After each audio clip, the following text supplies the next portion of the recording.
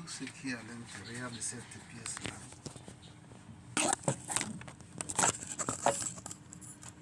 Nous rappelle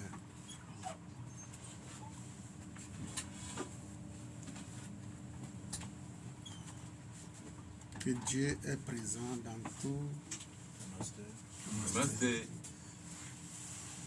Dieu est présent dans tout. L'omniprésence d'autres enseignements font allusion, ça veut dire qu'aucun endroit n'existe où Dieu n'est pas présent. Et je l'ai toujours rappelé, même dans nos latrines traditionnelles, la présence de Dieu y est.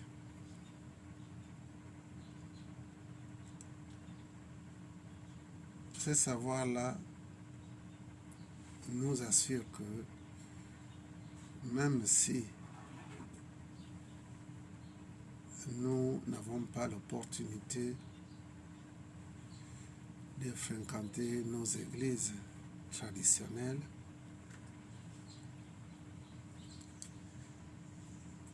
nous nous déplaçons avec cette présence en soi. Si Dieu n'est pas au-dedans de vous, il n'est nulle part. Parce que la manifestation de Dieu commence au-dedans de nous.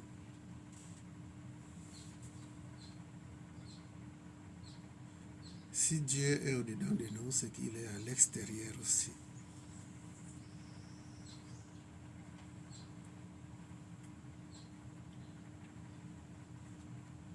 Tout commence à l'intérieur de chacun de nous.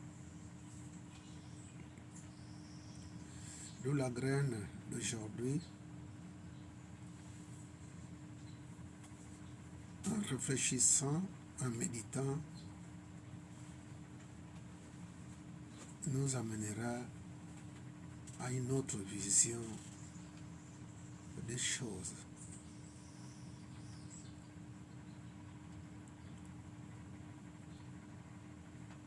Notre mouvement est une école philosophique.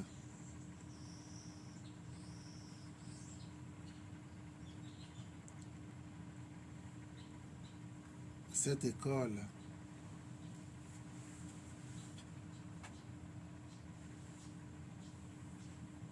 nous rappelle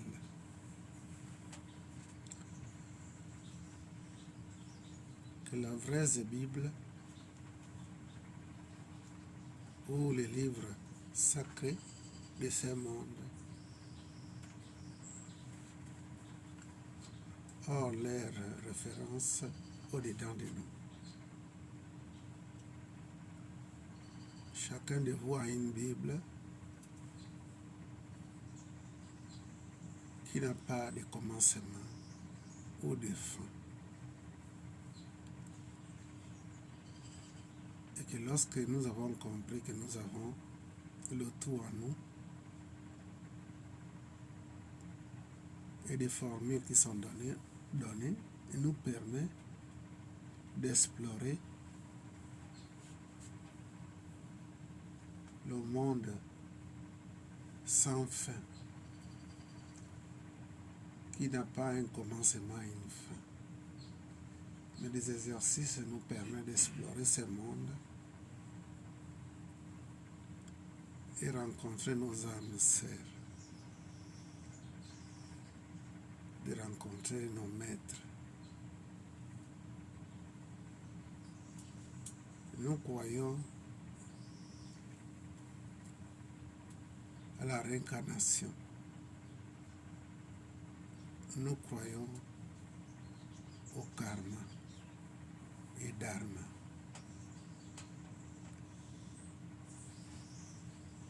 Nous savons que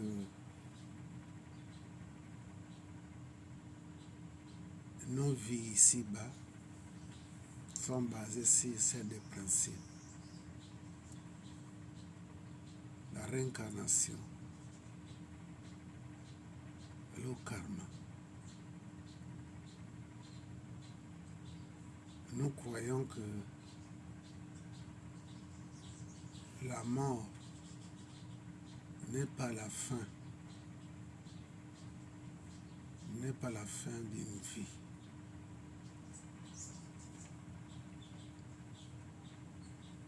Nous croyons aussi que la naissance n'est pas un commencement de l'homme, mais plutôt la continuité de sa vie. Dans cette vie présente et dans les vies antérieures. Ce que nous sommes aujourd'hui n'est pas un commencement, mais c'est le retrouvail. Nous étions avant ensemble, mais le contrat n'étant pas fini, la réalisation n'étant pas finie, alors nous nous sommes retrouvés encore. Donc c'est une occasion que l'univers utilise pour que chacun de nous puisse réaliser véritablement ce que nous sommes. Qui sommes-nous? C'est une occasion. La naissance de l'homme sur terre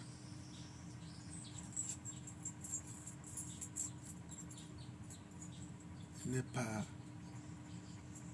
sans raison. Les animaux, les minéraux et les végétaux, c'est des âmes aussi comme vous. Mais le long voyage qui a commencé sur les plans spirituo-matériels, les plans intérieurs,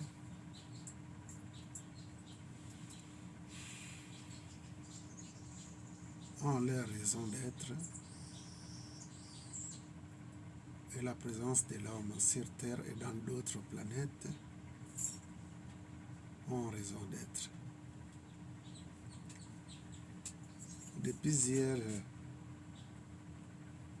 nous causions sur l'Antarctique. C'est presque un continent, mais c'est un endroit interdit d'explorer. Et pourtant, c'est sur Terre, l'Atlantique, l'Antarctique, où la technologie qui est utilisée dans cet endroit sacré et secret est beaucoup plus avancée que nos scientifiques ont aujourd'hui. Pourquoi on interdit les gens d'y explorer? Parce qu'ils savent que il y a un savoir top, secret, que n'importe qui ne peut pas, ne doit pas plutôt posséder. Donc, en dehors du monde physique, il y a d'autres plans intérieurs. Donc, cette école est là pour pouvoir rappeler la société humaine que nous ne sommes pas seuls. Dans ce monde physique, il y a les villes spirituelles. En Afrique entière, en ma connaissance,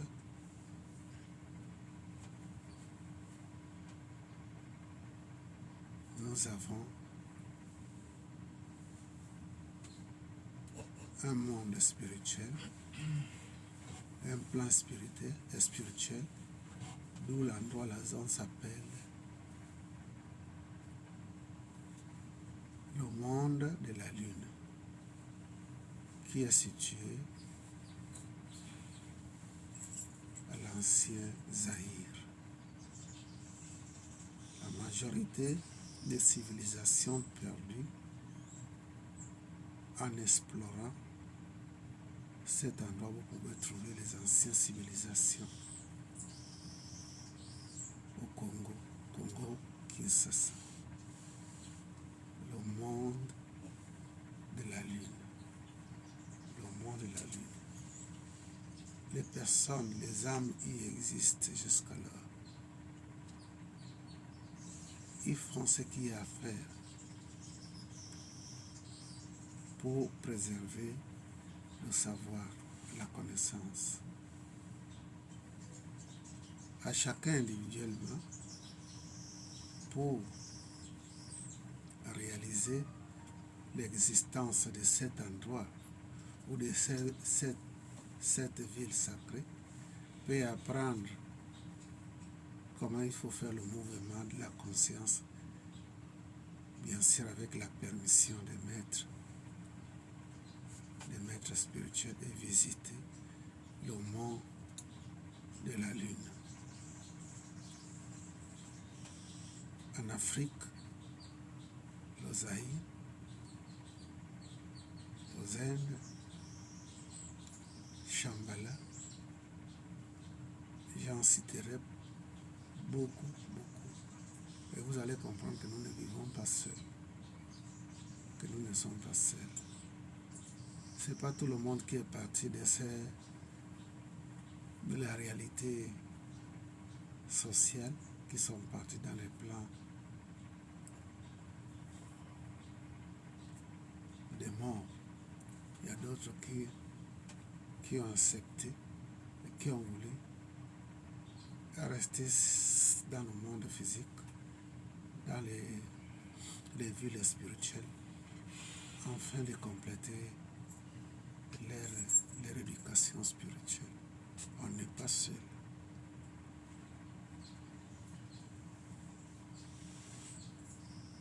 Cette aventure demande d'être audacieux,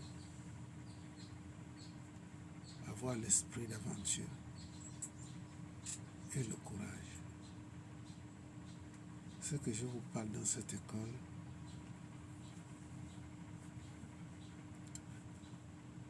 est interdit. Sinon, les gens devaient écrire beaucoup sur ça. Mais, je vous révèle cela parce que votre droit, c'est de savoir. De ne pas partir de ce monde, en particulier mourir, sans avoir appris quelque chose. Tous les gens que vous rencontrez du jour au jour, que vous partagez des paroles, ce n'est que des compagnons du passé proche ou le passé lointain. Donc on n'est pas seul. Nous, la raison pour laquelle on doit faire attention à la création du karma. Le karma, comme ça a été dit, est un principe simple. La loi de cause à effet. Tous ceux qui sont au Gabon, que nous pensons que c'est des étrangers, ce n'est pas des étrangers. Même s'ils sont arrivés en pirogue ici, par des voies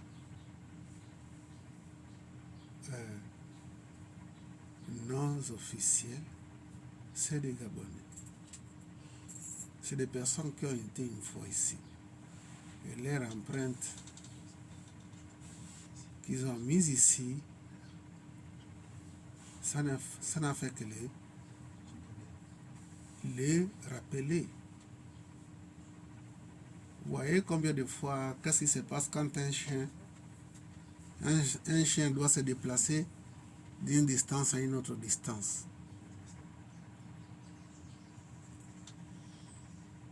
Les pipis qu'il fait, les urines qu'il laisse, c'est des empreintes qui vont l'aider à revenir dans le lieu de son départ. j'étais parti avec ma famille, ma petite famille au Maroc. Nous avons été surpris parce que les Marocains ne nous ont pas montré leur côté raciste. Ils nous ont pris comme si on était ensemble autrefois. Et c'est vrai qu'on était ensemble. En rentrant, les enfants ont fait un signe à l'aéroport craché sans que je ne sache, en disant qu'ils vont revenir. Et ces gestes-là, en venant ici, les ai ramenés au Maroc. Et que dans ce voyage-là, j'ai dû découvrir que ma famille et moi, nous sommes des berbères.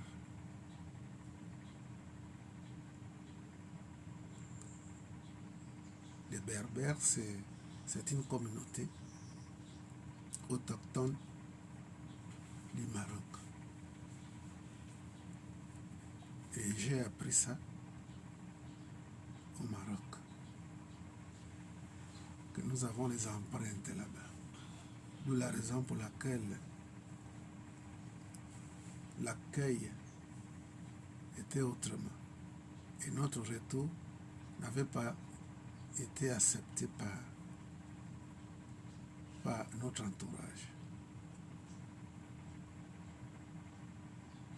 Ça veut dire que si vous devez voyager et que vous mettez vos pieds dans un pays, vous en faites partie de la population de ce pays-là, et que vous avez été là, vous êtes sûrement mort là, mais l'âme cherche le plus souvent à s'accrocher à son passé. Et c'est ce passé-là qui dirige tout le monde d'un endroit à un autre endroit. Si on fait la voyance sur vos vies passées, l'ancienne Égypte en fait partie de votre vécu antérieur. Donc l'école ici nous donne l'enseignement en nous rassurant qu'on n'est pas des étrangers, quel que soit l'endroit où on peut vivre.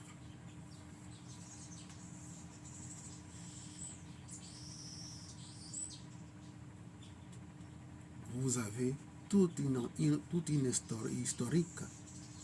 Vous avez toute une historique de vos vies. Donc ne craignez pas de faire un saut quelque part si le moment où l'univers vous permet ou vous donne l'image d'y aller. Mais avec une certaine raison. L'aventure doit être réalisée avec une certaine cause. D'où aujourd'hui, nous avons cette graine. Toutes les images, sans exception, manifestées à l'extérieur. Le trésor s'y cache dedans. Oui? Merci, professeur. Oui. Excusez-moi, je voulais revenir sur l'Atlantique. Pas Atlantique, mais Atlantique. Donc c'est un monde. C'est une ville qui est physique, n'est pas spirituelle. Vous avez déjà entendu parler de l'Atlantique. Atlantique, beaucoup de civilisations disparues s'y trouvent Donc physiquement, quand bien même que c'est un endroit très, très glacial, mais c'est sous les glaces où se trouvent ces mondes et ces habitants. Ça existe. Mais le blanc ne permet personne d'y aller. Mais ils nous disent que c'est un endroit dangereux, que quand il y a des bateaux qui passent par là-bas ou des avions, ça disparaît. Non, là où vous parlez, il s'agit de le triangle de Bermude. C'est le triangle de Bermude d'où vous faites allusion. Il y a une force, il y a une montagne qui est au fond de l'océan qui cause tout ça. Le triangle de Bermude est là. Il y a une grande force qui attire les bateaux et les bateaux échouent là, les avions aussi. Il y a l'élément qui, lorsque vous êtes dans l'avion, les pilotes ne maîtrisent pas parce que les boussoles deviennent affolées à cause de cette force-là qui vient du bas. Si vous connaissez le voyage de l'âme, vous pouvez y aller. Faire l'expérience, expérimenter l'endroit. Mais c'est sur terre, ce n'est pas un milieu pour dire que c'est une ville spirituelle qu'on ne peut pas voir avec nos yeux physiques. Voilà. Professeur, l'Atlantide, c'est le 6e continent disparu. L'Atlantide, vous venez de là-bas. Je viens de là-bas. Oui. Toi, tu as vécu là-bas. Je ne sais pas. Je sais même pas. Oui, parce que on ne te l'a pas appris. Tu as vécu là-bas. L'Atlantide était parmi les plus grands continents qui ont existé. Mais qu'est-ce qui a fait à ce que ces continents puissent disparaître? C'est sa disparition qui a donné beaucoup d'îles aujourd'hui. La Terre était unie. Mais à cause des pratiques de la magie noire, ils avaient comme outil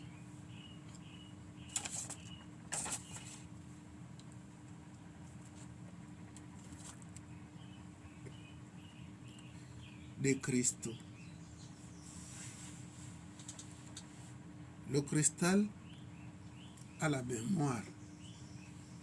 Il a le pouvoir d'émettre et le pouvoir de recevoir, émission et réception. Lorsque les gens ont appris le pouvoir des cristaux, ils ont commencé à faire comme nous faisons aujourd'hui, balancer les gens des fusils nocturnes. Toutes les familles avaient les cristaux chez eux. Ils ont utilisé le côté non seulement positif, mais néfaste. Les cristaux ont la mémoire. Ils peuvent émettre ou recevoir. Ils ont commencé à se balancer les énergies des cristaux. Ce qui a provoqué le raz de marée. Et le raz de marée a donné le tremblement.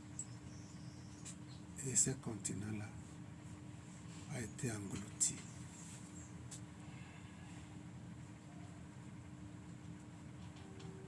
Mais ça n'a rien à voir avec l'Antarctique,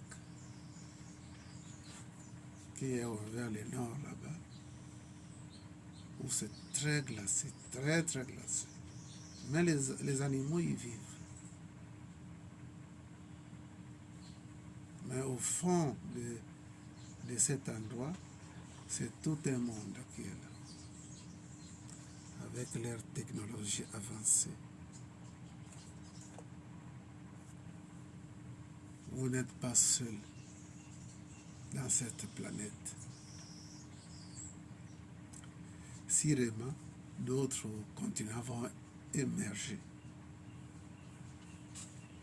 l'interdiction qui est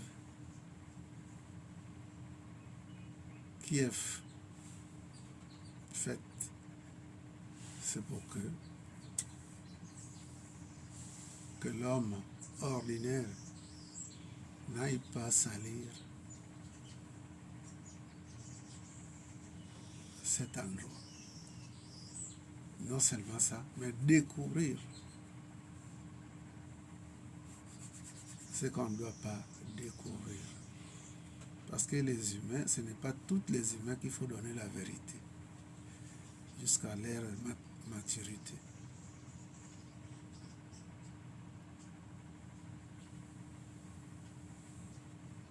D'où je disais que la graine d'aujourd'hui nous parle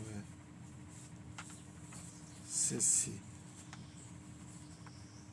Toutes les images, sans exception, manifestées à l'extérieur, le trésor s'y cache dedans. Donc les écoles sont là pour nous donner le savoir. Pourquoi il est dit que ton alimentation soit ta médecine? Parce que tout à l'heure, nous discutions, les gens ont dit que c'est vrai, leur observation. Pourquoi les hommes riches avec beaucoup d'argent qu'ils ont, pourquoi ils meurent de maladies telles que le cancer et d'autres maladies corrompues? Ce n'est pas absolument l'argent qui donne la santé. L'argent n'est qu'une clé qui doit nous accompagner vers la santé.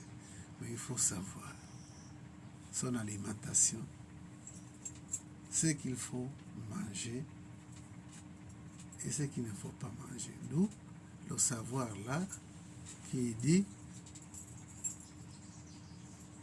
que ta consommation, que ta nourriture soit ta médecine. J'ai parlé tout à l'heure là avec le maître Adem. On ne nous a pas appris à manger. On ne nous a pas appris à manger. Or, manger doit être une connaissance qui doit être donnée à tout le monde. Nos grands-mères, nos mères, et nous-mêmes aujourd'hui, lorsque nous faisons la salade composée. Une salade composée, c'est plusieurs aliments que nous mélangeons. Tomates,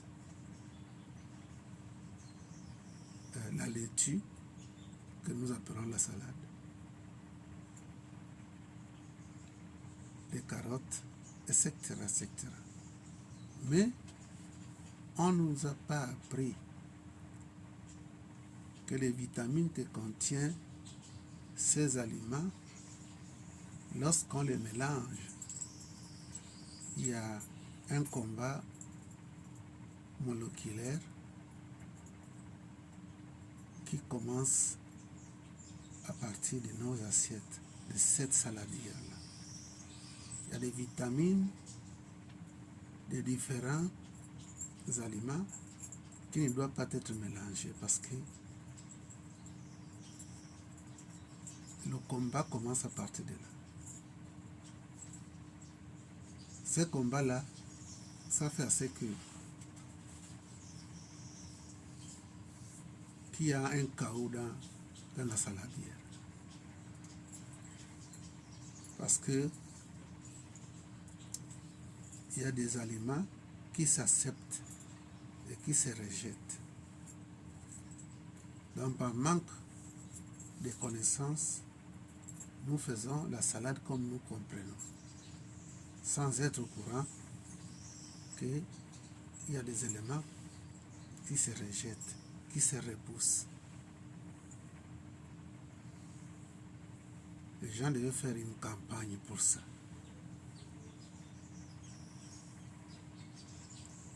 Pour faire à ce qu'on puisse se protéger. Parce que la santé commence dans l'assiette, dans son assiette. Autre chose, les tisanes que nous prenons, on les fait bouillir, mais avec la chaleur, les éléments dans cette tisane-là meurent. La citronnelle par exemple et d'autres. Or, dans le savoir de la nutrition, on dit de ne pas faire cuire les aliments à un grand feu. Par exemple, les tisanes, citronnelles, on ne peut pas faire bouillir l'eau et cette tisane-là à l'intérieur. Il faut faire bouillir l'eau de la bonne manière, ça bout bien. On met la citronnelle en quantité que nous voulons et on éteint le feu. Est-ce qu'on nous a appris ça? Non. On sait que la citronnelle, il faut bouillir ça et puis on boit. La même chose avec nos maniocs et autres, tout. Les feuilles de manioc par exemple. C'est vrai qu'il y a une petite portion du poison dans ça, mais il faut un certain savoir. Le manioc contient le fer, d'accord, et d'autres vitamines peut-être que nous ignorons, mais d'une certaine manière. Donc ce n'est pas le fait aujourd'hui d'avoir beaucoup d'argent que notre assiette va être sacrée. Bon, tout cela est une organisation des Occidentaux.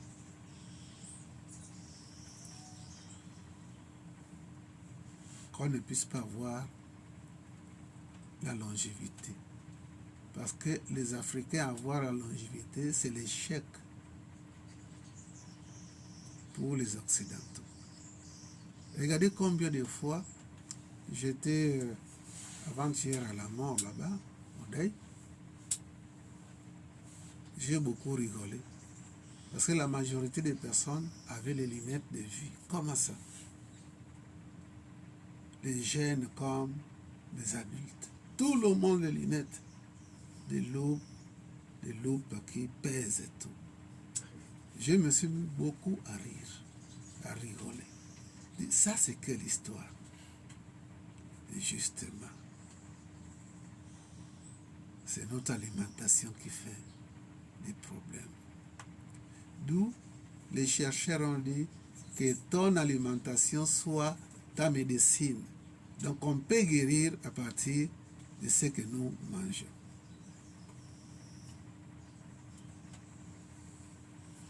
Professeur. Oui.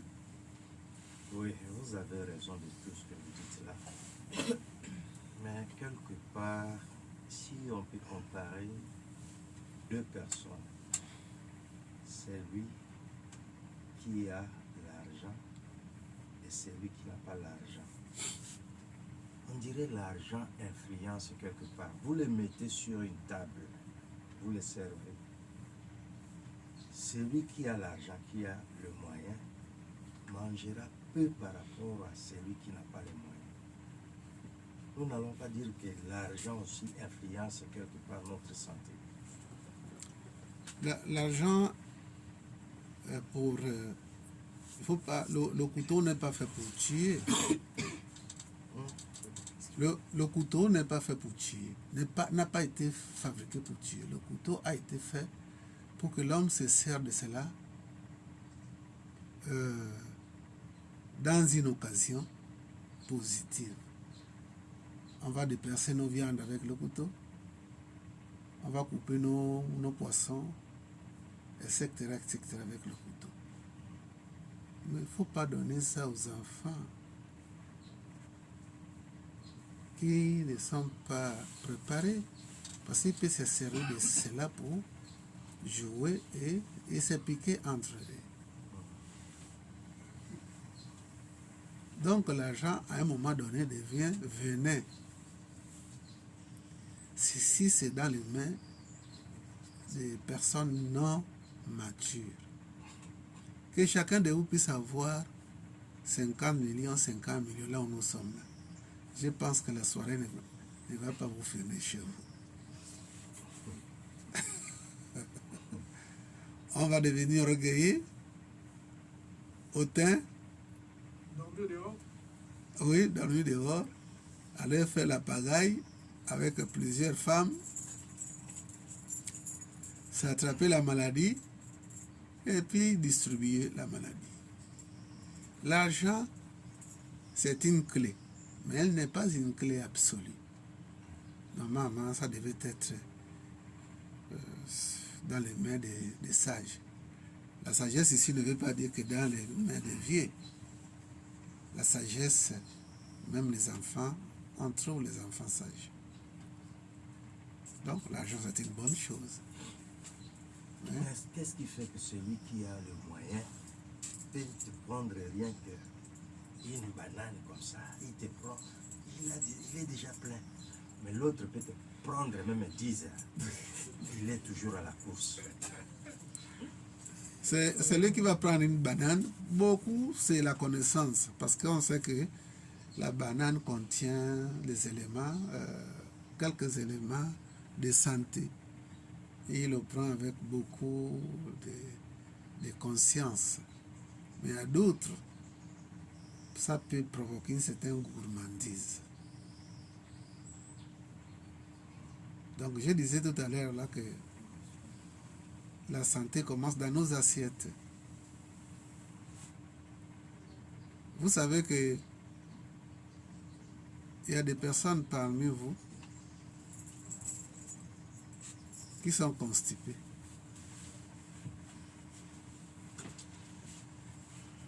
Ils ne vont pas aux toilettes, ils ne vont pas aux besoins convenablement. Mais un sage disait, quand on leur demandait, maître, comment être sage? Il les a dit, la réponse était, apprenez à ce que votre côlon soit nettoyé tous les jours.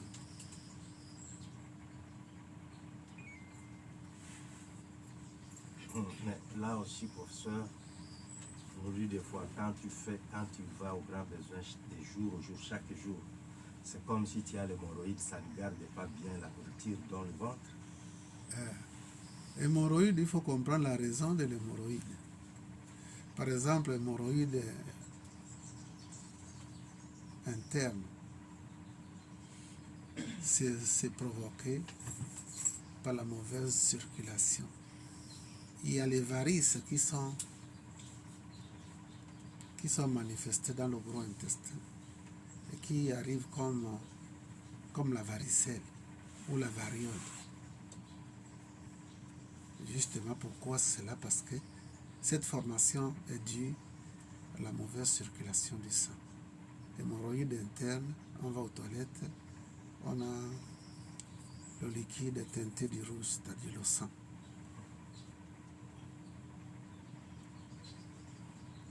Justement parce que cela est provoqué lorsque le sang ne circule pas bien. Hémorroïde externe, la même chose peut être provoquée par la constipation parce que les efforts qu'on fait, ça fait à ce que le gros intestin puisse sortir à l'extérieur. Donc il est mieux de partir au grand besoin chaque jour. Oui, en mangeant convenablement, en évitant. Un homme qui est normal, qui est en bonne santé, doit le sel tous les jours. Tous les jours. Parce que je le disais il y a avant-hier que tout ce que nous avons consommé, ça n'a plus sa raison d'y être après 24 heures. Ces énergies doivent être évacuées, ça ne doit pas être conservé en soi. Donc si les gens, non seulement les riches, même les pauvres, s'ils savent comment gérer leur santé, ils peuvent savoir ce qu'il faut pour qu'ils soient, tous les énergies conservées soient évacuées. D'où le sage disait que la bonne sagesse, c'est faire à ce que le colon soit libre à tout moment. Donc, vous voyez, ce qui est à l'extérieur nous rappelle ce qui est à l'intérieur. Une poubelle que vous jetez, les aliments que vous n'avez pas terminés, même si c'est des aliments qui sont bons, il y a un moment donné, ça devient corrompu. Et la poubelle peut dégager. Le ventre aussi est comme ça. Donc on ne doit même pas laisser quelque chose séjourner là-bas plus de 24 heures. Parce que les toxines là commencent à être ravitaillées par l'organisme. Et ça ne fait pas le bien. Donc, comme je le disais, qu'il y a des gens parmi vous qui ont ces problèmes de constipation continuelle. Mais par la connaissance, on peut savoir qu'est-ce qu'il faut faire pour évacuer ce qui n'est plus nécessaire, ce qui devient toxique dans l'organisme. La connaissance, je disais, qu'avoir beaucoup d'argent n'est pas une clé absolue. L'argent peut nous rendre un mauvais service. C'est comme ça peut nous rendre un bon service. Donc, la graine nous dit ici, toutes les images sans exception manifestées à l'extérieur, le trésor s'y cache dedans.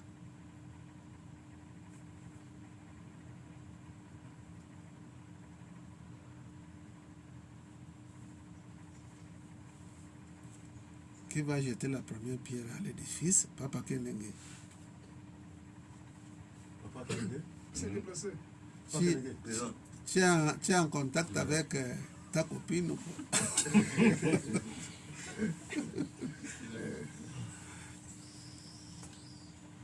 Toutes les images sans exception manifestées à l'extérieur, le trésor s'y cache dedans. Oui, l'intervention, c'est-à-dire le partage peut-être par des questions ou par développement. Développer la graine ou bien à partir des questions, on peut aussi, on en fait partie. Oui, pour c'est une question. Oui. Par exemple, on assiste à une bagarre. Les gens se battent. Et vous êtes là, vous assistez à ça. Où est le trésor dans ça? Où est le trésor dans ça? Ouais. Si tu as assez de force, tu peux faire quelque chose. Si tu n'en as pas, il ne faut même pas chercher à les séparer. Laisse-les s'entretuer. Parce qu'ils sont en train de régler un problème. Un problème qui les vise antérieurs. Un problème karmique. Oui, c'est ce qu'ils sont en train de régler. Maintenant, si tu as assez de force, il ne faut pas te suicider en allant. Parce que j'ai appris beaucoup de personnes ici qui sont mortes en cherchant à se faire. Pour payer la